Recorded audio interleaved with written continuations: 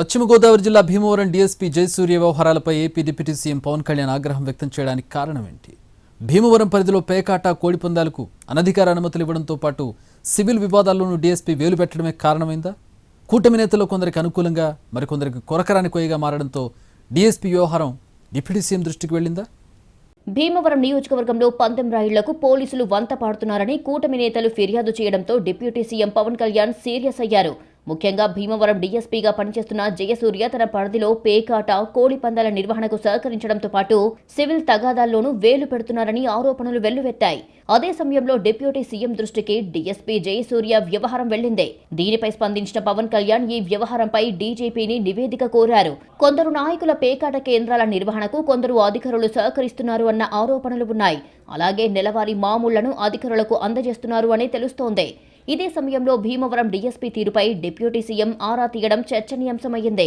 భీమవరం డీఎస్పీపై ఈ స్థాయి ఆరోపణలు రావడానికి కారణాలు వేరుగా ఉన్నట్టుగా తెలుస్తోంది. భీమవరం చుట్టుపక్కల నియోజకవర్గాల్లో కొంతమంది నేతల అడుగులకు ఆయన మడుగులొత్తుతున్నారు అన్న విమర్శలు ఎక్కువగా వినిపిస్తున్నాయి. కేవలం కొంతమంది నాయకులు చెప్పిన మాటకు మాత్రమే ప్రాధాన్యత ఇస్తున్నారని, కూటమి ప్రభుత్వంలో జనసేన, బీజేపీ నేతలకు ఏమాత్రం ప్రాధాన్యత ఇవ్వడం లేదని విమర్శలు డీఎస్పీపై వినిపిస్తున్నాయి. డీఎస్పీ వ్యవహార శైలిపై గతంలో కేంద్ర మంత్రి వర్మ సైతం అసహనం వ్యక్తం చేస్తూ ఆయనను ట్రాన్స్ఫర్ చేయాలని సూచించినట్టుగా తెలుస్తోంది. అయితే పలుకుబడి ఉన్న నేతల కాళ్లా వేళ్లా పడి తన ట్రాన్స్ఫర్ జరగకుండా చూసుకోగలుగుతున్నారని విమర్శలు వినిపిస్తున్నాయి. 8 ఏళ్లుగా భీమవరం పరిధిలోని ఎస్ఐ, సిఐ స్థాయిలో పనిచేసే ప్రస్తుతం అదే భీమవరంలో డీఎస్పీగా జయసూర్య కొనసాగుతున్నారు. రాజకీయంగా పలుకుబడి పెంచుకొని మిగతా నేతల మాటకు ఏమాత్రం విలువ ఇవ్వకుండా కేవలం కొంతమంది నేతలకే అనుకూలంగా ఆయన పనిచేస్తున్నారని విమర్శలు వినిపిస్తున్నాయి. మరోవైపు రాష్ట్రంలో శాంతి భద్రతలపై సీఎం చంద్రబాబు చేసిన సమీక్షలోనూ డీఎస్పీ జయసూర్య ప్రస్తావన వచ్చినట్టు తెలుస్తోంది. భీమవరం డీఎస్పీ వ్యవహారంపై హోంమంత్రి అనిత స్పందించారు. డిప్యూటీ సీఎంగా పవన్ కళ్యాణ్ డీజీపీని నివేదిక అడగడంలో ఎలాంటి తప్పు లేదన్నారు. నివేదిక ఆధారంగా భీమవరం డీఎస్పీ జయసూర్యపై తగిన చర్యలు తీసుకుంటామని స్పష్టం చేశారు. ప్రతి విషయాలు కూడా మా వరకు వస్తాయండి, మా వరకు రాకుండా ఏముండవు. ఇది జస్ట్ అఫీషియల్ గా వచ్చిన కమ్యూనికేషన్ కింద భావించవచ్చు కదా. ఎందుకు దీనికి ఇంత రాద్దాంతో? మాకు లేని ఈగోలు మీకెందుకు అబ్బా? నాకు అర్థం కాదు. మా దగ్గర కూడా రిపోర్ట్ ఉంది. ఆ రిపోర్ట్ ని బేస్ చేసుకొని మా చర్యలు ఉంటాయి. మాది ఎన్డీఏ కూటమి అండి.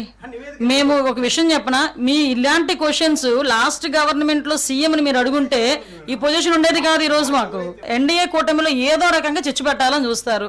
మాకు అండర్స్టాండింగ్ ఉంది, మాకు సమన్వయం ఉంది, శాఖల మధ్యలో సమన్వయం ఉంది. మాకు ఎటువంటి ఈగోస్ లేకుండా మేము పనిచేస్తున్నాం. మా అధికారులు ఎటువంటి ఈగోస్ లేకుండా పనిచేస్తున్నారు. మీకు కావాల్సింది రిజల్ట్, మంచి పరిపాలన.